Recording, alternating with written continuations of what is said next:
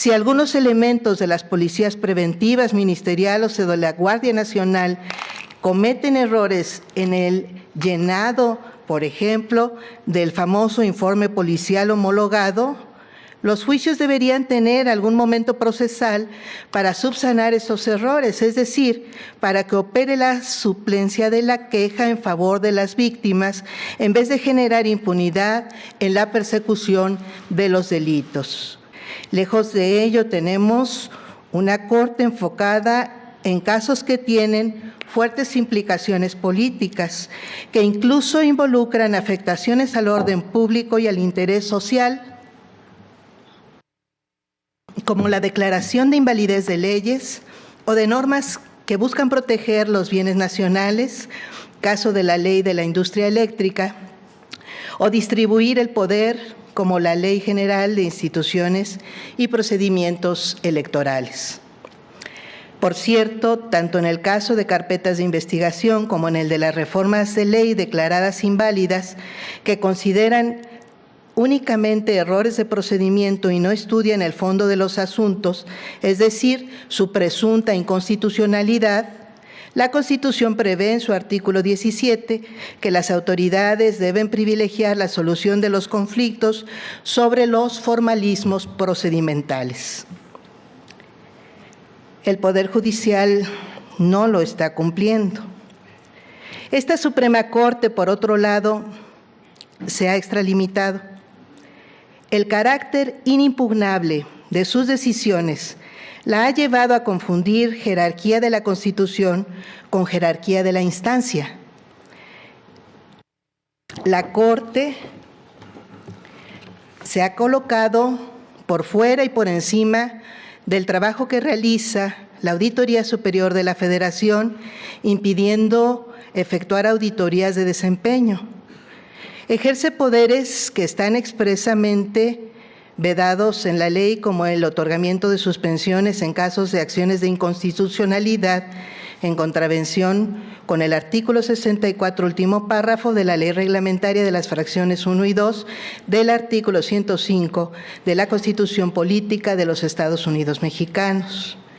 Ha creado instancias como la etapa ante los tribunales colegiados de circuito en el incidente de inejecución de sentencias que no tienen sustento constitucional y prolongan los procesos. Se ha adjudicado facultades para legislar y determinar la reviviscencia de normas expresamente derogadas por el Congreso de la Unión. Hans Kelsen calificó a los tribunales constitucionales como legisladores negativos, pero la Suprema Corte ha asumido una función de legislador positivo, pues define normas que prevalecerán posteriormente a una declaración de inconstitucionalidad invadiendo la esfera del poder legislativo que fue electo democráticamente. Ha incumplido además, lo debo decir porque lo dije en el Senado, desde hace 14 años, el artículo 127 constitucional, que fija como límite para la remuneración de las personas servidoras públicas la establecida para el presidente de la República, disposición que no fue impuesta ni por el actual mandatario ni por las mayorías parlamentarias actuales, sino que entró en vigor en 2010. La insistencia en este tema no responde a una política o a ideales de una cierta visión partidista. Simplemente considero nos corresponde acatar la Constitución. Estos que he denominado excesos, que no tenemos, indican que no tenemos una Suprema Corte subordinada a la Constitución, sino una Constitución subordinada a la Suprema Corte, al grado de que se escucha entre litigantes decir, ¿y qué dice la Constitución al respecto? Lo que indique la Suprema Corte. Tan es así que la jurisprudencia en nuestro país, incluso después de esa reforma y los constantes cambios legales, sigue siendo obligatoria únicamente para las autoridades jurisdiccionales. La jurisprudencia no goza de la característica de generalidad que sí poseen las leyes mexicanas. La Suprema Corte no puede seguir tomando decisiones anticonstitucionales amparada en que sus decisiones son inatacables. Es cierto que los juicios deben tener una instancia de cierre, pero eso no quiere decir que los acuerdos generales o las jurisprudencias que dicta la Suprema Corte puedan estar por encima de la Constitución o de las leyes mexicanas. Por eso me he atrevido a hablar de excesos.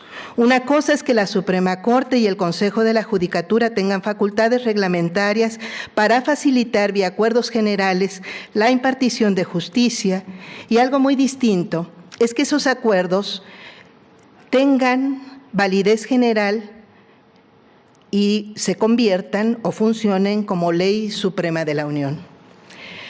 Podrían decir que la Suprema Corte sí es el órgano supremo en el país porque puede anular leyes por mayoría calificada, pero se equivocan porque si actuara como verdadero tribunal constitucional, no prevalecería la Suprema Corte, sino la Constitución.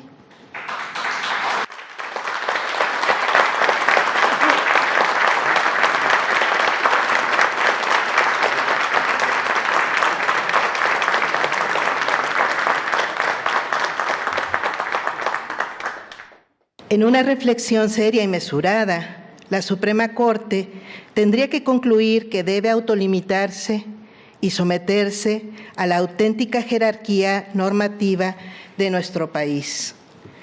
Termino este mensaje comentando que estoy contenta, muy contenta, realmente conmovida por cuantiosas felicitaciones que he recibido al llegar a esta Corte.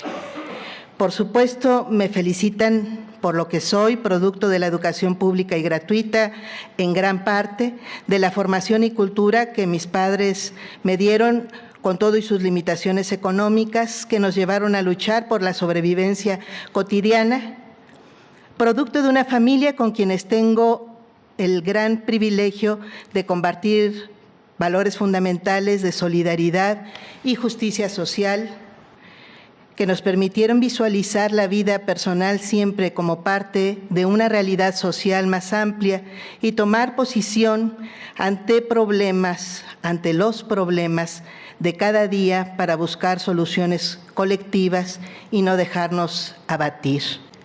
Quienes me felicitan están contentos de mi llegada por esas razones, pero también porque ven varias reivindicaciones en esta Suprema Corte. La llegada de la paridad o casi de las mujeres, la llegada de personas tangibles, terrenales, con problemas comunes, la llegada de visiones distintas a las predominantes del constitucionalismo mexicano, la llegada de visiones críticas de este Poder Judicial. Quien crea que puede ridiculizarme por provenir de este pueblo mexicano, no sabe la fuerza y la grandeza que me está atribuyendo.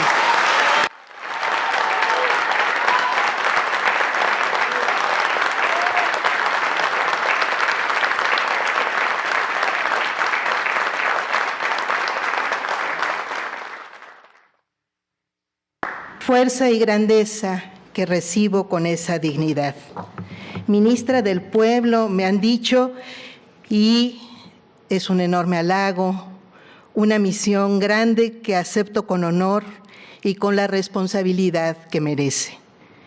Los sabios constituyentes de 1917 nos dieron lecciones que duran hasta nuestros días. Heriberto Jara decía que no se concibe la libertad política cuando la libertad económica no está asegurada, tanto individual como colectivamente. Tanto refiriéndose a personas como refiriéndose a pueblos, como refiriéndose a entidades en lo general. Esa libertad económica de la que hablaba Heriberto Jara sigue siendo el gran pendiente de la justicia mexicana. Trabajemos hacia allá.